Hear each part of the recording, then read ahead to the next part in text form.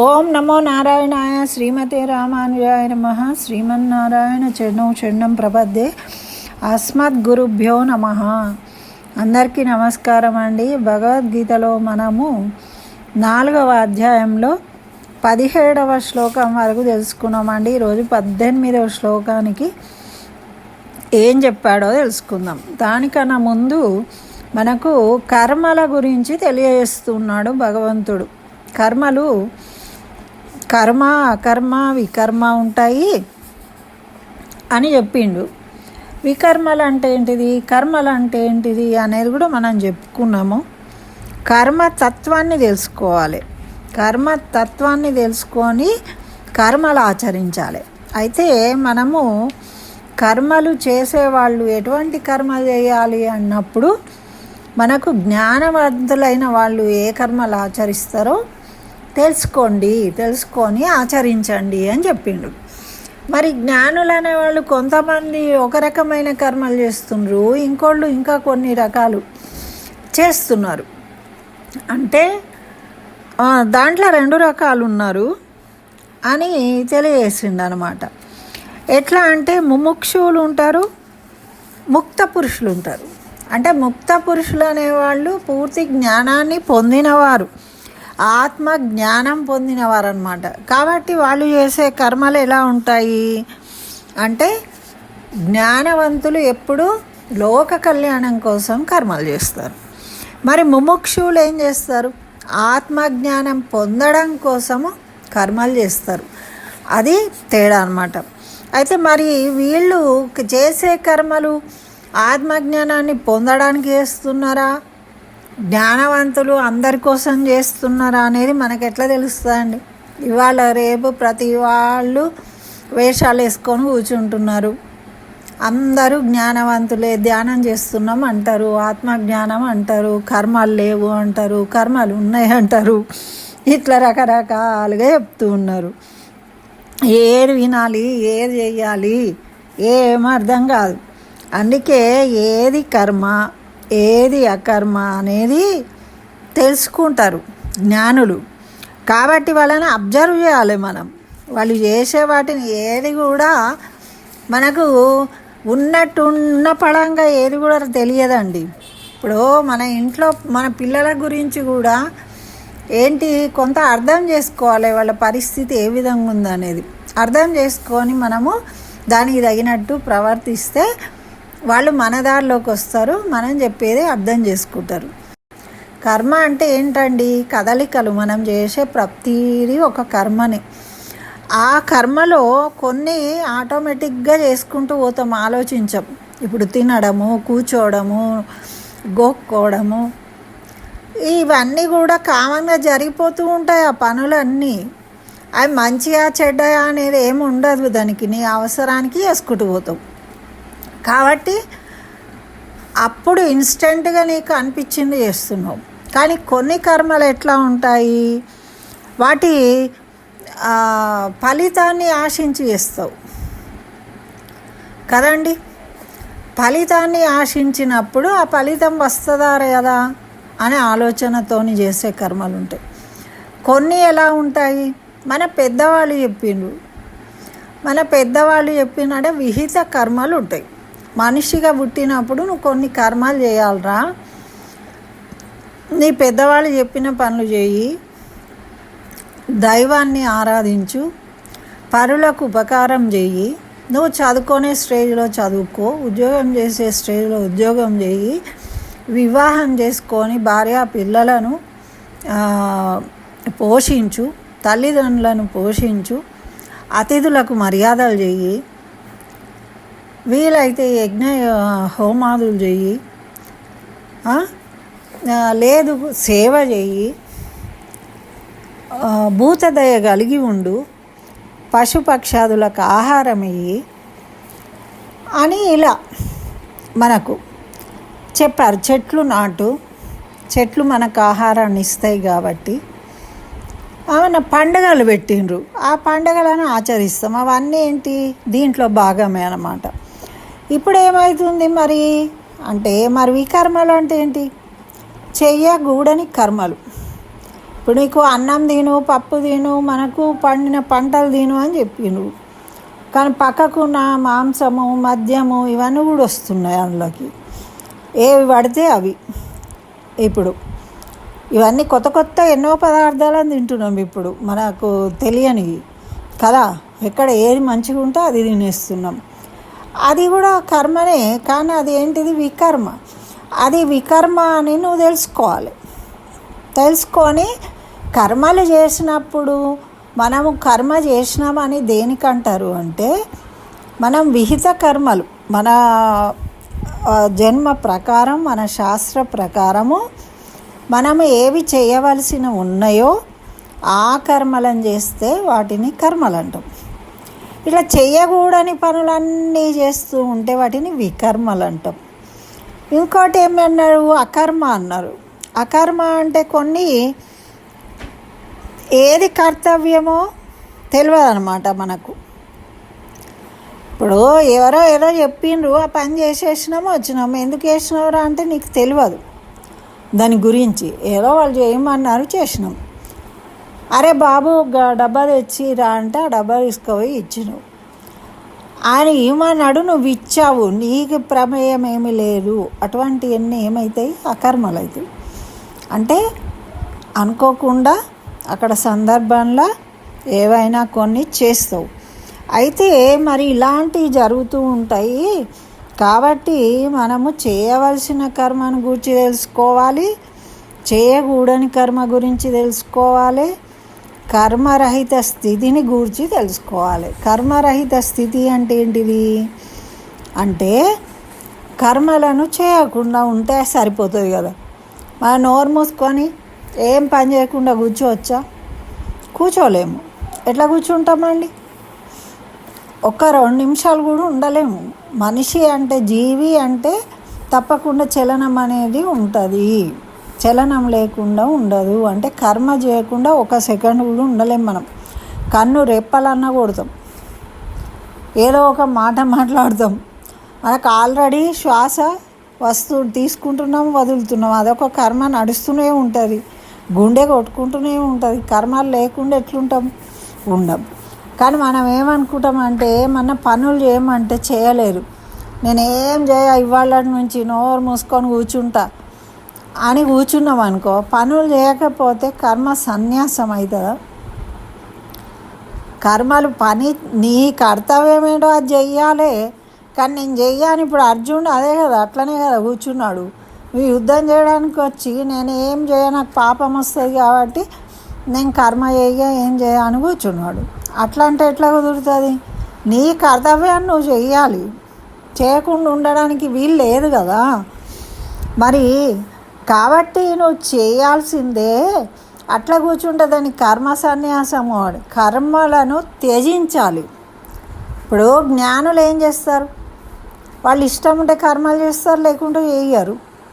అంటే చేస్తే లోక కళ్యాణం కోసం చేస్తారు, కానీ వాళ్ళ కోసం వాళ్ళు చేసుకోరు. మరి కర్మలను త్యజించడం అంటే ఏంటిది? కర్మ సన్యాసం అంటే ఏంటిది అంటే, మనకు అంటే ఇష్టం లేక కొన్ని పనులు చెయ్యము. అప్పుడు మనము ఏమంటాము? నేను చెయ్యలేదు అంటాం. అంటే ఏంటి? చేయకపోవడం కూడా ఒక కర్మే అట. అది చేయకపోయినా కూడా నీ మనసులో ఉంది చేయాలని, కానీ పైకి బాగుండదేమో అనుకొని నువ్వు చేయలేవు. కాబట్టి అది కూడా కర్మనే అవుతుంది అని మరి మనకి 18వ శ్లోకంలో దీని గురించి ఇంకా వివరంగా ఉంది. ఇది కూడా చదివి తెలుసుకుందాం. కర్మణ్య కర్మ యః పశ్యేద కర్మణి చ కర్మ యః స బుద్ధిమాన్ మనుష్యేషు సయుక్తః కృత్స్నా కర్మకృత్. కర్మణి అంటే కర్మయందు అకర్మను, కర్మయందు అకర్మను, అకర్మయందు కర్మను తెలుసుకో అన్నట. సర్వకర్మలను చేసిన వాడు యోగి అవుతాడు. అంటే కర్మలయందు అకర్మగా ఉండాలి, అకర్మలయందు కర్మగా ఉండాలి. అంటే ఇప్పుడు చూడండి, ఇప్పుడు మనం చెప్పుకున్నది ఏంటిది? ఎవరో ఒక ఆయన ఆ డబ్బా అని అంటే తెచ్చిండు, అది మనకు సంబంధం లేదు. కాబట్టి మనం ఏమనుకుంటాం, ఏదో ఇచ్చేసినామో అయిపోయింది కదా, దాని గురించి ఆలోచించాం. అది అది అకర్మ అవుతుంది. అంటే మనం దాని ఫలితాన్ని ఏమి ఆశించలేదు, మనము చేయాలనుకొని కూడా చేయలేదు అది. కాబట్టి అది మనం చేసినా కూడా మనకు దాన్ని గురించి ఆలోచించినప్పుడే దాని కర్మ ఫలితం అనేది మనకు బంధం అవుతుంది, అంటుకుంటుంది ఆ కర్మ. కానీ మనం ఆలోచిస్తలేం కాబట్టి దానికి అకర్మ అయిపోయింది. ఇప్పుడు ఏమంటున్నాడు అంటే కర్మలో అకర్మని చూడాలి. అంటే నువ్వు ఏదైతే రోజు చేస్తూ ఉంటావో దాంట్లో అకర్మని చూడాలి. అంటే నీ బాస్ చెప్పిండు, నువ్వు అది చెయ్యి, ఫాలో, అంతేగాని నేనే చేసిన అని అనుకుంటున్నావు కదా. ఇప్పుడు నేనే చేసిన అనే అహం. ఇప్పుడు ఏదైనా నేను తిన్నా, నేను చేసిన, నేను అప్పుడు ఐస్ క్రీమ్ తిన్నా, ఇప్పుడు గులాబ్ జామున్ తిన్నా, ఎట్లా చెప్తామండి మనం? ఎవరైనా చెప్తే అబ్బా ఎంత బాగుండే నేను తిన్నా అంటే నేను 3 సార్లు తిన్నా అంటాం. అంటే అహంకారం. అంటే వాళ్ళు ఒక్కసారి తిన్నారంటే మనం 3 సార్లు తిన్నామని చెప్పుకోవడం అనమాట, గొప్పలు చెప్పుకోవడం, అహంకారం అన్నమాట. అంటే కర్మ చేతనే మనిషి బంధింపబడతాడు. ఎట్లా అంటే దాని ఫలితాన్ని మనం తీసుకున్నప్పుడు మనకు బంధం. ఇప్పుడు ఒక కర్మ చేసినాము, ఇప్పుడు ఒక అబ్బాయిని కొట్టినవాడు ఏడుస్తాడు, ఏడ్చినాక అయిపోయింది. వాళ్ళు ఇంటికి పోయి కూర్చున్నాక అరే అబ్బాయిని కొట్టిన అనవసరంగా, అయ్యో పాపం అనుకున్నాం అనుకో, అంటే ఏంటి, దాని ఫలితము వాడు బాధపడ్డది ఏదే ఉన్నదో నువ్వు ఆ ఫలితాన్ని నువ్వు తీసుకున్నావు. కాబట్టి నీకు ఆ కర్మ ఫలితం వల్ల ఇప్పుడు నాకైంది కదా, నువ్వు ఏది చేస్తే నీకు అదే వస్తుంది. అంటే నిన్ను ఎవడో మోసం చేయడం, నువ్వు ఏడ్చుకుంటూ కూర్చుంటావు. అట్లా అంటే నువ్వు చేసేది కరెక్ట్ అయినప్పుడు, విహిత కర్మలు అయినప్పుడు అవి అన్ని మంచి ఫలితాలే ఉంటాయి, నువ్వు ఆలోచించే అవసరం లేదు. కానీ ఇప్పుడు ఇతరులను కొట్టుడు, మోసం చేసుడు, అబద్ధాలు చెప్పుడు, ఇవన్నీ విహిత కర్మలు కాదు. ఇవన్నీ చేస్తున్నాం మనం. ఇవన్నీ చేసి మళ్ళీ మనసులో చింతన, పొద్దున పోయి గుడికి దండం పెట్టుకోడు, ఎందుకు? భయం, అబద్ధాలు చెప్పినామని. నిజంగా చెప్పండి, మనం చేసే తప్పులు ఏంటియో తెలియదా? మనకు తెలుసు, ఇతరులకు ఇబ్బంది కలుగుతుందని తెలిసి కూడా కావాలని చేస్తున్నాం. అంటే ఏంటి, మనలో ఒక రాక్షసుడు ఉన్నాడు. మరి అది విహిత కర్మ ఎట్లయితుంది?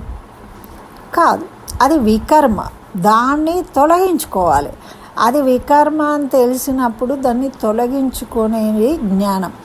అయితే ఇంకా ఇక్కడ ఏం చెప్తున్నాడు అంటే మనకి ఏమవుతుంది, మన అకర్మగా ఎట్లా ఉంటాము అంటే మనము ఇప్పుడు తల్లి ఇదే చెప్పుకుంటే బాగుండదు. మీరు ఆఫీస్కి వెళ్ళిండండి, మీ బాస్ ఏమన్నాడు, అరే ఇది అక్కడ ఇచ్చేసి రాపో అని అంటే తీసుకున్నారు, అది ఇచ్చేసి వచ్చిండ్రు. అక్కడ ఇలా మాట్లాడు అన్నారు, మాట్లాడిండ్రు, అక్కడ అయిపోయింది. వచ్చారు, వచ్చినాక పోయిన పని ఏమైంది అని అడుగుతారు. అడిగితే సార్ మీరు చెప్పిండ్రు కదా పోయినా ఇట్లా అన్నా అది ఇది అని. కానీ ఆయన సరే వెరీ గుడ్, మంచి పని చేసిన అంటే వాళ్ళు ఇట్లా అన్నారు సార్, అయితే నేను ఇట్లా అన్నా అంటావు. మీరు చెప్పినట్టు అన్నా నేను అన్నప్పుడు నువ్వు అకర్మ, నువ్వు కర్మ చేసిన వాడివి కాదు. కాబట్టి దాని ఫలితం ఏదొచ్చినా కూడా మీ బాసే తీసుకుంటాడు. ఇప్పుడు నువ్వు చెప్పినట్టే చేసినా కాబట్టి. కానీ ఇప్పుడు ఏమంటున్నావు నువ్వు, నేను సార్ అంటే అహంకారం. అన్నావా సరే, వాడు అదేదో నెగటివ్ అయింది, ఆయన చెప్పిన పని సరిగా కాలేదనుకో, అప్పుడు ఆయన ఏమంటాడు, నేను చెప్పినట్టు చేయకుండా నువ్వెందుకు ఇట్లానే వచ్చినావు. అయితే మధ్యలో ఏం చేసినావు, నేను చెప్పినా అన్నావు కాబట్టి అక్కడ ఏ రిజల్ట్ వచ్చినా కూడా అది నీ మీదకి వస్తుంది. నువ్వు అది మంచి జరిగిందనుకో, మీ బాస్కు ఏమంటాడు, బాస్ ఎప్పుడు కూడా అరే నువ్వు మాట్లాడడం వల్లనే మంచిగా అయిందిరా అని పోయినావు, నువ్వు మంచిగా చెప్పినావు అని సంతోషంతో చెప్తాడు. ఓకే. లేదు అనుకో, మంచిగా కాలేదు అనుకో, అప్పుడేమంటాడు, నేను చెప్పమన్నట్టు చెప్పకుండా నువ్వు ఇట్లా ఎందుకు చెప్పినావు, ఇట్లా చెప్పడం వల్ల ఇది పాడైంది అని నేను తిడతాడు. అంటే దాని ఫలితం నువ్వు అనుభవిస్తున్నావు కదా, మంచి అయినా చెడైనా. అలా మనకు కర్మలు. వాడికి అప్పటి నుంచి మన మీద నెగటివ్ అభిప్రాయం ఉంటుంది, మొన్న ఇట్లా తప్పు చేసిన నేను అని మళ్ళీ దాని గురించి మనం ఎన్నో రోజులు గుర్తుపట్టుకుంటాం, ఆఫీస్లో ఉన్నన్ని రోజులు. అంటే ఆ కర్మ బంధం అనేది మన మైండ్ని తొలుస్తూనే ఉంటుంది. అదే మనము బాస్ చెప్పింది చేయాలనే ఆలోచనతో చేసినాం అనుకో, ఆయన చెప్పిండు కాబట్టి చేసిన అనే ఆలోచన ఉన్నప్పుడు మనకు ఆ కర్మ బంధం అనేది మనకు ఉండదు. అని చెప్పిండు, నేను చేసేసిన, అయిపోయింది, అక్కడికే క్లోజ్. అదనమాట ఇక్కడ విషయం. అయితే కర్మని ఆచరించేవాడు యోగి అవుతాడు, బుద్ధిమంతుడు అవుతాడు. ఎట్లా? ఈ విధంగా అన్నమాట. కర్మ చేసేవాడు కర్త అనుకుంటాడు. ఆత్మ ఉంది కదా, మరి ఇప్పుడు మన అందరికీ తెలుసు ఈ దేహం నేను కాదు, ఆత్మ అని. కానీ తినేటప్పుడు నేను తింటున్నా, నాకు ఇష్టం అనుకొని తింటున్నాం. అదేవిధంగా నేను చేసిన, నేను పిలిచిన అనే చెప్తాము. ఇదంతా ఆత్మకి సంబంధం లేకుండా జరుగుతుంది. అంటే ఆత్మకు కర్మలు అనేవి ఉండవు. ఈ కర్మల స్వభావాన్ని తెలుసుకోవడం వల్ల బంధం నుండి విడిపడతారు. యోగి ఎందుకు అవుతాడు? ఇవి తెలుసుకోవాలి అని ఎందుకు చెప్తున్నాడు? కర్మ ఏమిటి, వికర్మ ఏంటి, అకర్మ ఏంటో తెలుసుకోవడమే వల్ల ఏం జరుగుతుంది అంటే, మనము కర్మల వల్ల బంధము ఏర్పడే విషయాలను తొలగించుకుంటాము. అటువంటి కర్మలను మనము ఆచరించము. జ్ఞానం అంటే మనకు వాటి వల్ల కలిగే ఫలితాలను మనము అంటే వాటి అందు ఆసక్తిని లేకుండా కర్మలు చేస్తాము. అప్పుడు ఏమవుతుంది? అది అకర్మల కిందికి అవుతాయి. అంటే ఇతరులకు ఉపయోగపడేవి మనము ఆసక్తి లేకుండా, అంటే ఫలితం కోసం ఆసక్తి లేకుండా ఏవైతే చేస్తున్నామో అవేమో అకర్మలుగా గుర్తింపబడుతున్నాయి. మనకు విధింపబడిన కర్తవ్యాలు ఏమైతే ఉన్నాయో అవి కర్మలు తప్పకుండా చేయాలి. ఆ కర్మల వల్ల ఏమవుతుంది? మన కర్తవ్యాన్ని నిర్వహిస్తున్నాము అనే భావనతోని చేస్తే అవి నిజమైన కర్మలు. కాబట్టి ఇవి బంధాలను ఏర్పరచవు. మరి ఏవి బంధాలను ఏర్పరుస్తున్నాయంటే విహితమైన కర్మలు చేయడం ఒకటి, మళ్ళీ వాటితోని మనము బంధాన్ని ఏర్పరచుకుంటున్నాం. మనం చేసే పనులన్నీ విహితమైన కర్మలట. ఇప్పుడు ఒకటి ఐస్ క్రీమ్ అంటే నాకు ఇష్టం, అయితే మనము తినొద్దు అని చెప్పిండ్రు. తినొద్దు అని చెప్పినా కూడా మనకు కర్మలు అంటే మనస వాచ కర్మ 3 రకాల కర్మలు ఉంటాయి, ఒకటే కాదు కదా. తింటేనే కర్మ కాదు, దాన్ని తినాలి అనిపించే ఆలోచన మనసులో కలగడము, దాన్ని కళ్ళతో చూసి ఆనందించడం, అవన్నీ కూడా కర్మలే. కాబట్టి దాంతో ఒక రిలేషన్. మనం కళ్ళు మూసుకున్నా మనకు ఐస్ క్రీమే కనబడుతుంది. చిన్నపిల్లలు చూడండి, వాళ్ళకి ఏదైనా కావాలంటే నిద్రలో కూడా కలవరిస్తారు అదే విషయాన్ని. అట్లనే పెద్దవాళ్ళు కూడా ఏమైనా గోల్డ్ కావాలి, పెద్ద ఇక మనకు పెద్దవాళ్ళకు పెద్దవి ఉంటాయి.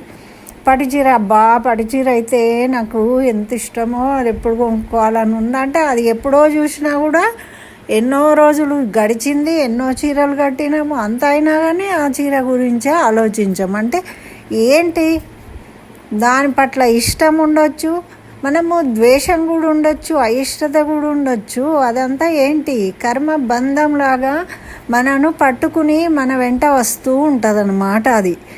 అయితే ఇప్పుడు మనకు అప్పులు ఉన్నాయనుకోండి, అప్పులు ఉంటే ఏమవుతాయి? మన వెంట వస్తూనే ఉంటాయి, అవి తీర్చేదాకా వస్తాయి మనకు. మనం పాపం చేసినాం అనుకోండి, పాపము చేసినందుకు ఆ పాప ఫలితము ఎదుటి వాళ్ళు పొందిండే ఏదైతే ఉందో ఆ ఫలితము మన వెంట వస్తూ ఉంటుంది మనని పట్టుకోవడానికి. అందుకే కైసకరతో వైసబర్ని అంటారు కదా. అట్లా మనము దాన్ని వదిలించుకోవడానికి ప్రయత్నం చేయాలి. ఎట్లా చేయాలి అంటే, అయితే నువ్వు ఆత్మవు, నువ్వు నేను కాదు చేసేది, మరేదో శక్తి ఈ విధంగా చేయిస్తూ ఉన్నది, చేసేవాడను నేను కాదు అనే భావనతోని చేయగలిగినప్పుడు అంతర్ముఖంగా మన మహానుభావులు, మహాత్ములు, రమణ మహర్షి లాంటి వాళ్ళు, యోగులు అందరూ కూడా తెలుసుకున్నది. నేనెవరు తెలుసుకోండి అన్నారు. చెప్పడానికి సింపులే, మనకు కూడా తెలుసు. నేను అంటే శరీరం కాదు ఆత్మ అని చెప్తావు, కానీ మనకి ఇంజక్షన్ ఇస్తా అని ఇట్లా దగ్గరికి రాగానే వాడికి ఉచ్చక ముందు ఆ ఇంజక్షన్ చూసినప్పటి నుంచే మనకు బాధ అవుతూ ఉంటుంది. ఎంత పెద్దగా, చిన్న పిల్లలు కాదు, ఎంత పెద్దవాళ్ళమైనా కూడా దాన్ని తట్టుకోలేక భయపడుతూ ఉంటాము. ఆ బాధను ఎక్స్ప్రెస్ చేస్తాం, అబ్బా మంటలేస్తుంది అని. అంటే ఇప్పుడు రమణ మహర్షి లాంటి వాళ్ళు, ఆయనకట ఒకసారి రాచపుండు అయింది. రాచపుండు అయితే కింద పాపము చలికాలం అని మంట పెట్టిండ్రట, వెచ్చగుంటుందని. ఆ రాచపుండుకు ఆ వేడి దాకి అందులో నుంచి అంతా కారుతూ ఉందట. ఎంత బాధ ఉంటుందండి, ఒక పుండు సలసల అని దాంట్లోంచి కారుతూ ఉంటే. అయితే ఆయన అట్లనే వండుకొని ఉన్నాడట. తెల్లారి అయ్యో ఎవరో చూసి శిష్యులు, అయ్యో ఎట్లా పడుకున్నారు స్వామి మీరు, ఇట్లా ఉంది అని తీసి పక్కకు పెట్టినాడు. అంటే వాళ్లకు ఇది నా శరీరం కాదు అని తెలుసుకున్నారు అనుభవపూర్వకంగా. కాబట్టి వారికి ఆ నొప్పి అనేది తెలియడం లేదు, కాబట్టి వారు ఇస్తారు. ఇప్పుడు మనకు మత్తు ఇంజక్షన్ ఇస్తారు, నొప్పి తెలియదు కాబట్టి మనం మంచిగా హాయిగా ఆపరేషన్లు చేసేస్తారు వాళ్ళు.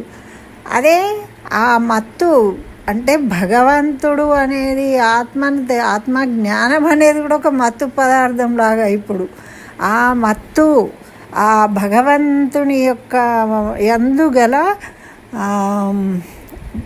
జ్ఞానం అనే తెలుసుకున్నప్పుడు అందులోనే మునిగి ఆనందంలో ఉంటామట, ఆత్మానందాన్ని పొందుతాం మనము. అప్పుడు ఈ నొప్పులు, కష్టాలు, ఇష్టం లేకపోవడు, వాళ్ళు ఒకళ్ళలాగా వీళ్ళని ఒకళ్ళలాగా ఇట్లా మాట్లాడడం, ఇవన్నీ ఏవి ఉండవు. అంటే రాజైనా అటెండర్ అయినా ఎవరు వచ్చినా ఒకటేలాగా చూస్తారు వాళ్ళు. అట్లాంటి శక్తి ఎప్పుడు వస్తుంది అంటే దాన్ని మనము అనుభవించినప్పుడు. ఎప్పుడైతే మనము కూడా అనుకుంటున్నాం ఇప్పుడు, ఈ శరీరం నాది కాదు, ఈ శరీరం కాదు ఆత్మ అంటున్నావు. మరి శరీరాన్ని గిచ్చుతా అంటే, ఎవరైనా కొడతా అంటే నువ్వు వద్దు అంటావు. ఎందుకు వద్దు అంటావు? నీకు నొప్పి అనేది తెలుస్తుంది, నేను అనుభవిస్తున్నా అంటున్నావు. అంటే మరి ఆత్మను తెలుసుకున్నవాడు వీటికి ఎందుకు లొంగిపోతున్నావు మరి? కాబట్టి అంటే అంత స్థాయికి మనము ఎదగలేము. కాబట్టే మనకు భగవంతుడు అర్చామూర్తిగా వచ్చానయ్యా, త్వమేవ శరణం మమ, నువ్వే నాకు శరణు, నువ్వే చేయిస్తున్నావు ఇవన్నీ అని శరణాగతితో చేసుకుంటే మీరు ఆత్మను తెలుసుకున్నా తెలుసుకోకపోయినా స్లోగా మీ కష్టాలు అన్నీ తొలగిపోయి ఆనందంగా జ్ఞానవంతులు అవుతారు. అంటే ముముక్షులు. ఇక్కడ ముముక్షులు అనేవాళ్ళు జ్ఞాన సంబంధమైన కర్మలు చేస్తారు.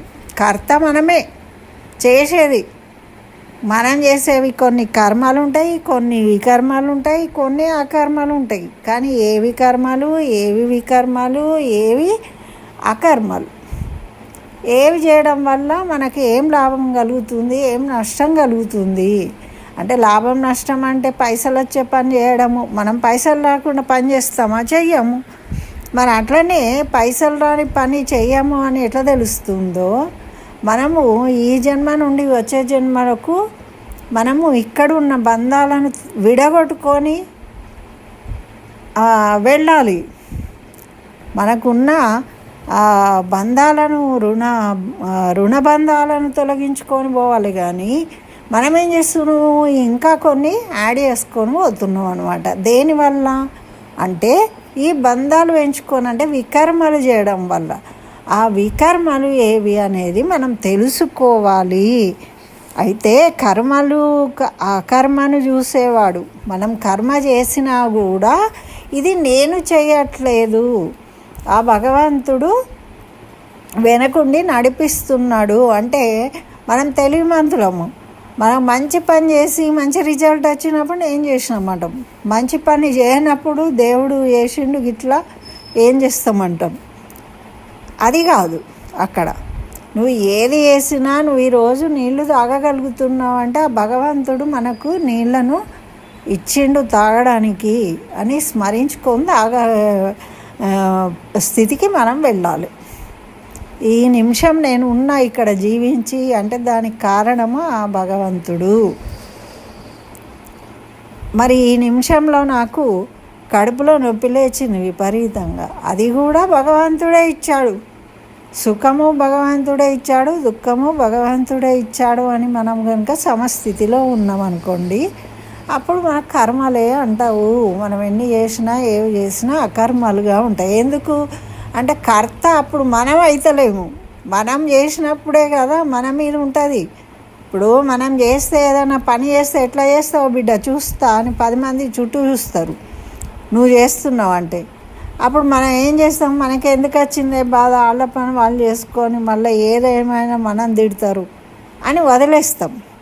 అంటే లోక సహజంగా అలాంటివి జరుగుతాయి, రెస్పాన్సిబిలిటీ తీసుకోము. అదేవిధంగా మన సొంత పనులు, మనం చేసే ప్రతి పని కర్మను కూడా భగవంతుడికి శరణాగతి చేసి ఆ భగవంతుడే చేయిస్తున్నాడు. ఆ పరమాత్మ నుండి వచ్చిన ఆత్మస్వరూపమే గా నేనున్నా, అంతేగాని నేను వేరు కాదు. అహం బ్రహ్మాస్మి అంటే అదనమాట. ఆ భగవంతుడే